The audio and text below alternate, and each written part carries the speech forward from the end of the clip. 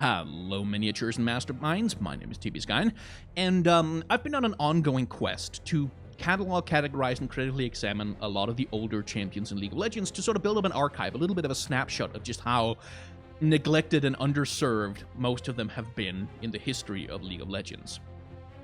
Part of the reason why I've been doing that is because Riot have finally, after only 9 years, been showing some stirrings that they are working on a wholesale update, a proper sort of recontextualization and an update to their roster of characters to bring them into line with something like a modern standard of lore. And I kind of wanted to get this all out of the way before they had the chance to do that, because, you know, I wanted to categorize how things have been like. In this instance, well, I have to admit that they beat me to it, so we're going to have to ask a question today. What is the deal with Veigar? And by the way, shout out to a person in my comments, Nisar Musaki, and I'm probably mispronouncing that, who's been asking me to do this video for ages and ages and ages. You're finally getting what you want, buddy. So Veigar. Veigar is a very old champion. We're going to be repeating something we've been saying in a lot of these What's the Deal videos already. He's a very old champion. He was released into the game. Nobody ever gave him any more lore updates after his first lore was just kind of released. He was just kind of released and left alone, and got balance updates, but really nothing else much more happened to him. Similarly to other champions we've talked about, he's been with the game for so long. He was released in 2009, sometime in, I want to say July or October. He's been with the game for so long that he's become kind of a mimetic to the game. He's iconic. He's a character a lot of people know about, and a lot of jokes and memes made about him. He's sort of an important part of what League of Legends is as a franchise, but he doesn't really have much of a story to himself. He doesn't really have much of a lore to himself, or at least he didn't used to. There have been some updates. At least as I'm recording this video, yesterday was Veigar, Vladimir, and Nocturne all got some rather substantial lore updates, recontextualizing them a little bit into the modern state of the League of Legends lore. So, let's start by looking at the old one, because Veigar has only ever had one lore, let's be honest. Now, as you can see here, there's been 3 distinct lore states going on with him, but all of them are in the broad strokes exactly the same. Veigar is a good-natured, easygoing Yordle who goes out from Bandle City into the world. He gets imprisoned in Noxus. The imprisonment drives him mad, and as he breaks out of his prison, he becomes the evil, demented overlord who wants to kill everything with incredible magical power that we all know and love today. The trouble with Veigar is that he's a joke character. He is a joke. He is, first of all, he's a walking Napoleon complex. He even has a, "Is that a short joke?" line that people tend to quote rather incessantly when talking about him. But he is a joke character, and the joke is, haha, tiny little adorable Yordle creature thinks that he's an evil overlord. He's dressed literally like, you know, a parody of an evil overlord from some 90s high fantasy Conan the Barbarian fanbook or something like that. And he's very small and tiny, and he's got this huge ego on him. Haha, he thinks he's going to destroy the world. And then the other half of the joke is, oh crap, he actually does have incredible magical powers, and he has actually killed everyone because he's terrifying. It's not a terrible joke, we've seen it before. It's a fairly well-known, distinct archetype in fantasy fiction in particular, but it's a joke that works.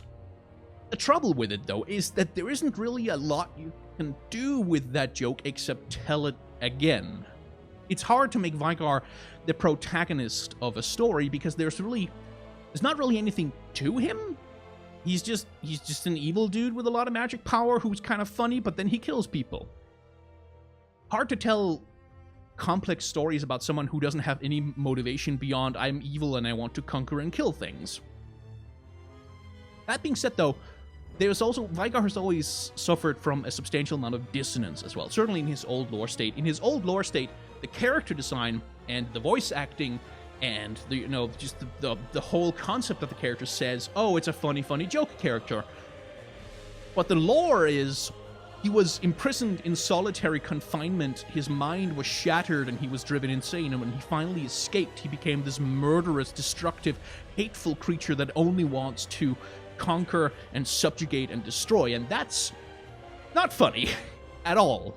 And that's always been the trouble for me with Veigar, is that we have this character who's supposed to be a joke, but who's also got this really dark and not at all humorous or funny origin story.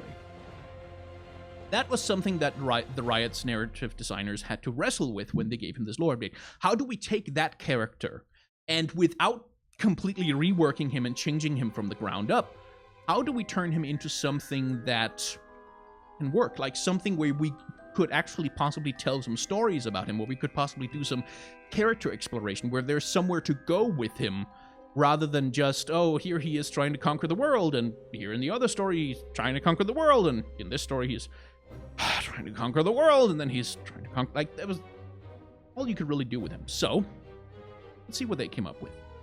An enthusiastic Yordle sorcerer, Veigar has embraced powers that few others dare even approach. As a free-spirited inhabitant of Battle City, he once longed to learn more of the celestial magic practiced by mortals, but his natural curiosity was twisted by imprisonment in the immortal Bastion. Now a stubborn creature with the dark fury of the stars at his command, Veigar is often underestimated by others, and although he believes himself truly evil, there are some who still question his deeper motivations. Now the twist here is right at the end.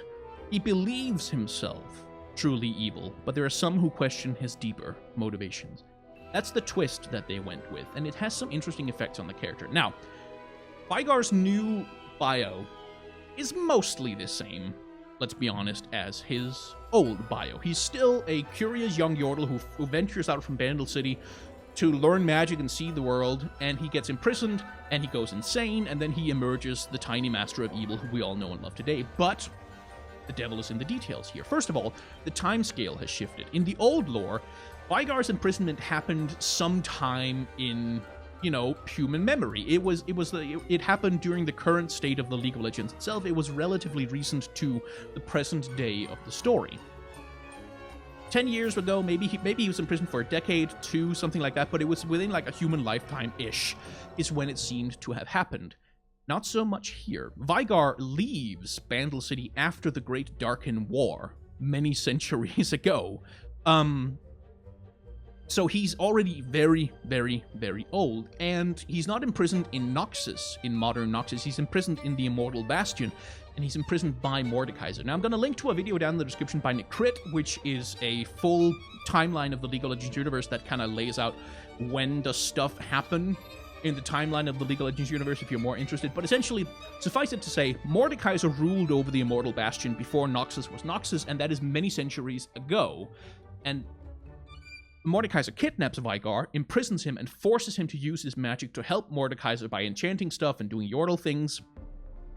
And he's imprisoned for quite a long time. He doesn't really know how long he's imprisoned, but he's imprisoned long enough that the experience begins to change him, but for different reasons. Where in the old lore, he was essentially kept in solitary confinement until he went insane, which is a thing that happens to real people in the real world. Like, solitary confinement and its effects on people are serious things, which is why it felt so dissonant that the result of that was a funny joke character who's, haha, look at the tiny little master of evil, isn't that cute and adorable?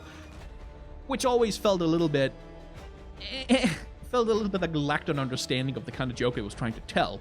Here, we've got a slightly different thing going on. First of all, because the concept of the Yordles have been somewhat expanded from what it was back then. Back then, they were just like tiny humans. They had human psychologies and human natures, but they were small and they were Yordles. That's not so much the case in the modern state of the game. While Riot have not, I think, done a great job of explaining to us exactly what Yordles are and how they work, they've only really hinted at a bunch of stuff. They've been like, oh, Yordles are sort of like this, and they are kind of like that, and they do stuff that's kind of like this sort of thing. But what we do know is that Yordles are psychotropic creatures. That is to say, they tend to absorb the characteristics of the environments that they live in. So, for instance, a character like Kled, he's a Noxian Yordle. He lives in Noxus, and so he's an insane hillbilly who is obsessed with military rank and conquering things and owning property. And in that sense, he's sort of a parody, sort of a mirror of the nature of Noxus itself. Noxus has this very highfalutin, very, high self-regard of, oh, we're Noxus, we're the nation of strength and power and stuff, blah, blah, blah. And Kled is over here going, get off of my property! Pow, pow, pow, I'm crazy! Like, he's a parody of Noxus, sort of holding up a funhouse mirror to the nature of the nation. And that's something we see repeated with multiple other Yordles as well. We have Poppy from Demacia, who is a dutiful Yordle who's on a quest to deliver a magic hammer to a hero who will wield it in order to save the world, or something along those lines. The irony is that she's so dedicated to her duty to deliver the hammer to the true hero that she doesn't understand that she is pretty obviously the true hero. Only the true hero can wield the hammer. Poppy keeps wielding the hammer, and yet she never ever realizes the most obvious thing that's right in front of her because she's so blinkered, so dedicated to her duty, to what she thinks she's supposed to do, that she doesn't realize what she actually should do. And in that sense, she provides a little bit of a mirror of Demacia, which is full of characters that are so dedicated to their duty that they kind of fail to do what's right by themselves. Garen is a good example of that, Lux is a good example, and it's the same thing with Heimerdinger in Piltover, being sort of the absent-minded, crazy inventor guy, and Siggs from Son, who's like obsessed with explosions and stuff like that. They all hold up a little bit of a parody funhouse mirror to the environment that they live in. Which leads us on to Veigar, because Veigar lives with Mordekaiser. He's been immersed in the environment of Mordekaiser for hundreds and hundreds of years. That's how he becomes twisted. That's how he becomes the, tiny master of evil that we all know and love. He becomes a funhouse mirror reflection of the immortal Bastion and the horrors of Mordekaiser's reign. And that has some interesting effects on the character. Veigar comes out of the immortal Bastion after the fall of Mordekaiser and embraces evil. He wears armor befitting a sinister warlock, and he vows to seize respect in the only way he could remember, through ruthless villainy inspiring fear in all who encountered him.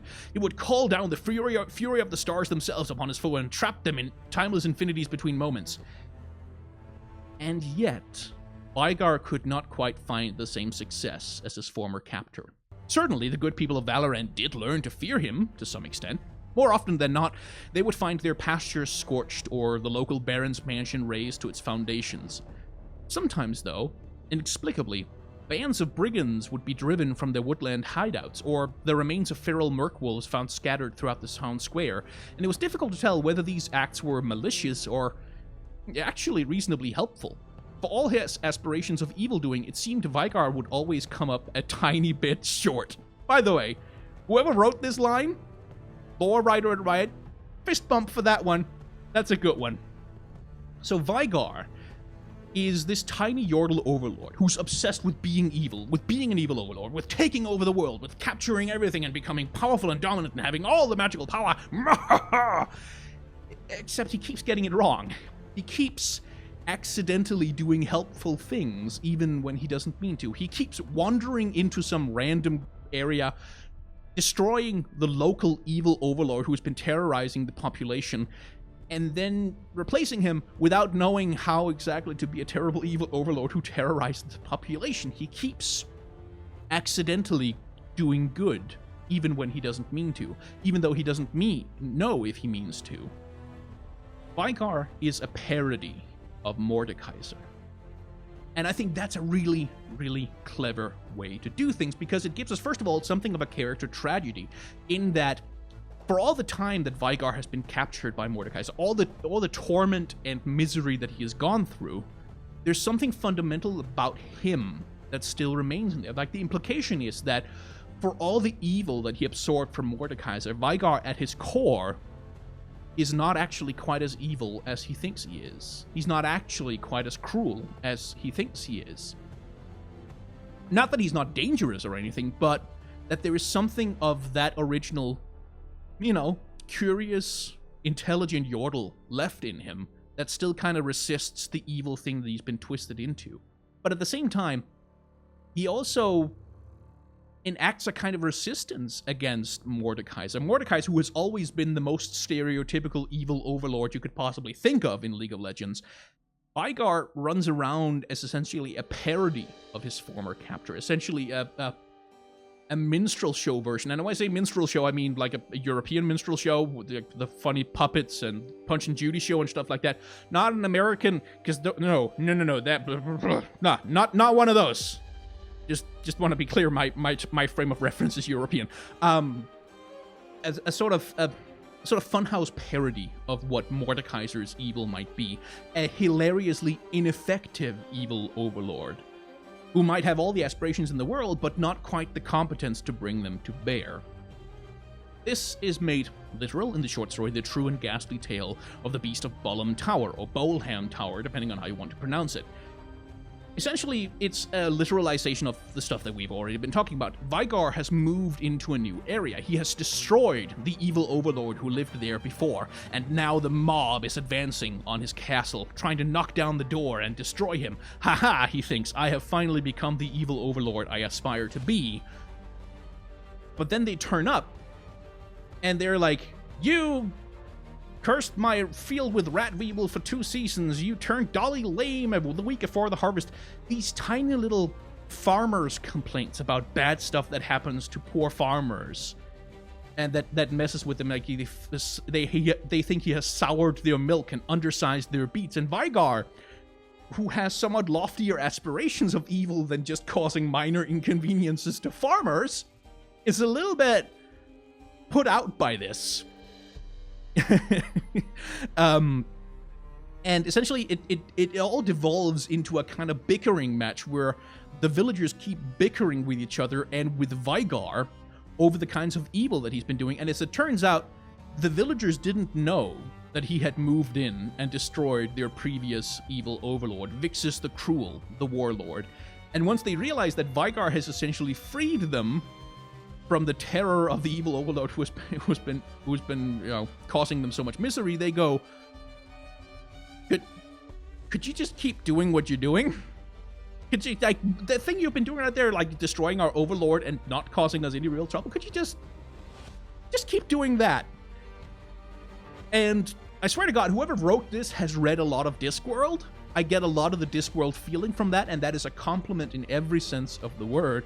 And eventually, they managed to entice him with rumors of an evil overlord 2 villages over. Like, hey, there's this overlord who lives like 4 villages over, and if you went and destroyed him too, I mean, wow, you'd be super evil. Like, you would really prove how big and strong and powerful and evil you are. Probably he has magical artifacts and stuff that you could take. Just, if you want to go and destroy him. And Veigar's like, no, I will not do that. And then eventually he's like, but if you leave me his name, maybe I'll go and check out, just see how bad this overlord is. And the implication being that Veigar is easily manipulated into doing good for the sake of doing evil. And it's kind of adorable. And it's really quite funny. And in case you can't tell, I like it a lot. And I think it's as reconceptualizations of a 1-note joke character, or a 2-note joke character in Veigar's case, as a reconceptualization of this goes, this is actually pretty brilliant. Much like the trouble with Rammus back in the day, when they needed to give him a lore update, is that, what the hell do you do with Rammus? He didn't have any lore. He didn't have any voice lines. He was a meme. He was a joke character. And so what the Riot narrative designers did cleverly was just lean into the joke and make him even more of a ridiculous meme joke character. It's one of my favorite things about Rammus in League of Legends is that they managed to turn one of his biggest disadvantages into an advantage. And with Veigar, they've done the same thing. He was always a parody of an evil overlord. Like, that was always his thing, is that he was a parody of an evil overlord. He was supposed to be kind of funny about it. So they've taken that aspect of the character which was limiting him, because you can only do so much with a 1-note parody, and turned it into a reflection of him as a character, a reflection of his experiences, and a reflection of his nature as a Yordle, which does a good job of building out some of the, like, what exactly is the nature of magic and the nature of the Yordles in the League of Legends universe. They can be corrupted by their environment, but there is a core to them. And it's hard not to see Veigar's ridiculous parody of evil overlordship as a kind of rebuke of the misery that he experienced at the hands of Mordecai. It's hard not to see it as an act of kind of comical resistance to go out and become essentially a ridiculous parody of the man who tormented him, to destroy evildoers and then replace them with hilariously incompetent non-evil. It's a really clever idea.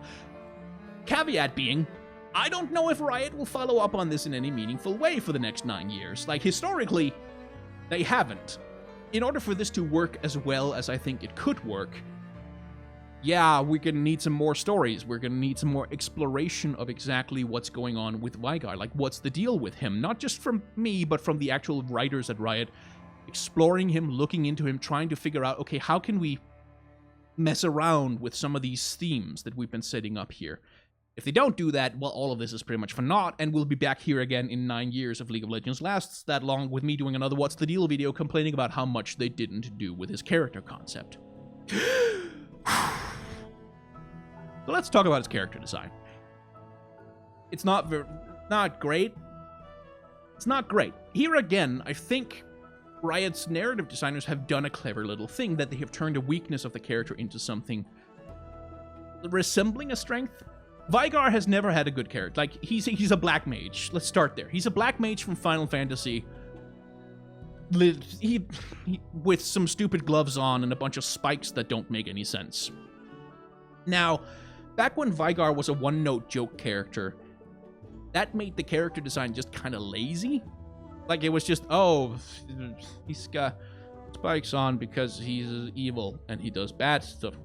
Like, it was very, very, it's very tropey. It's not, like, why does he have spikes on his hat? Why does he have spikes on his, why does he have spikes on his knees and on his shoes and on, like, the rim of his coat and on his belt buckle and on his elbows? Why does he have all these spikes? And it was, oh, it's because he's a funny haha joke character. This is recontextualized a little bit by the lore update. Now, it's still a funny joke thing, but now, well, because he's a parody of Mordekaiser. Because, in a small way, he's making fun of the ridiculous, you know, Master of Metal edgelord bullshit that Mordekaiser is running around doing. And that softens me a little bit on just how bad his character design is in every other aspect. Although I still maintain it's not a great character design still. Like, I think you could do more to place him more specifically within the world of League of Legends, like to I don't know, just give him the big fluffy Yordle ears that all the other Yordles have. Just because that would be a good way to sort of heighten the comedy of the character. I think you could do a lot more with giving him a convincing anatomy. I think you could do a lot more with giving him better animations, because Veigar's animations right now are just so stiff and awkward and bad. That's kind of terrible to look at. I think you could do a lot of stuff to just kind of tighten up and clean up the character design a little bit, and maybe make him not so much a straight-up ripoff of a black mage from Final Fantasy. Like, maybe go with a concept that's a little bit closer to some League of Legends aesthetic. Maybe show his face. Like, that would be kind of blasphemous towards the character to actually show his face, but instead of him genuinely managing to conceal his face in shadow, what if he had a hat where he kept trying to conceal his, like, you could tell that he was wearing like a ridiculous long collar because he really wants to have that ominous dark shadow on his face, but he never quite manages it, and parts of his face are always visible, and he keeps trying to hide himself because he wants to look evil and mysterious, and he's failing. Like, there's lots of little places where you can tighten up the design a little bit. And mostly my criticism is just like, he's a black mage from Final Fantasy, and that's boring. Ultimately, that's boring when his character design is a visual reference to another franchise that kind of does it better and has explored it more interestingly, especially in Final Fantasy IX.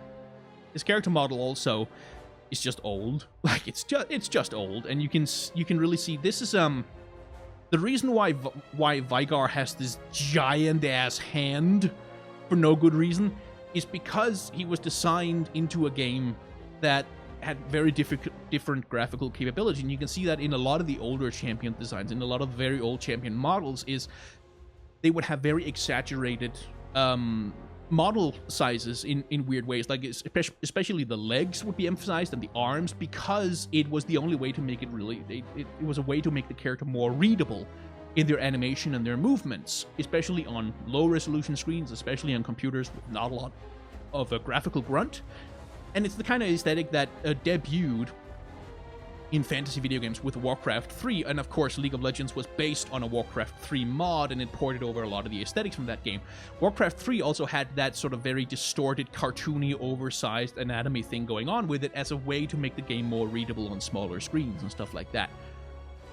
I'd like that to go away, because it was fine back in 2009, but this is 2018 and we need something better.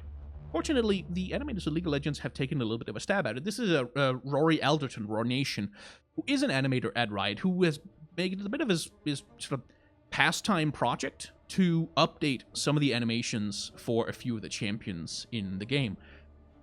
Over here we have, on the right, we have the old Veigar animation. You can really see how clunky and kind of awkward it is and how awkward it looks compared to what you can do with a little bit of updated animation work on the thing.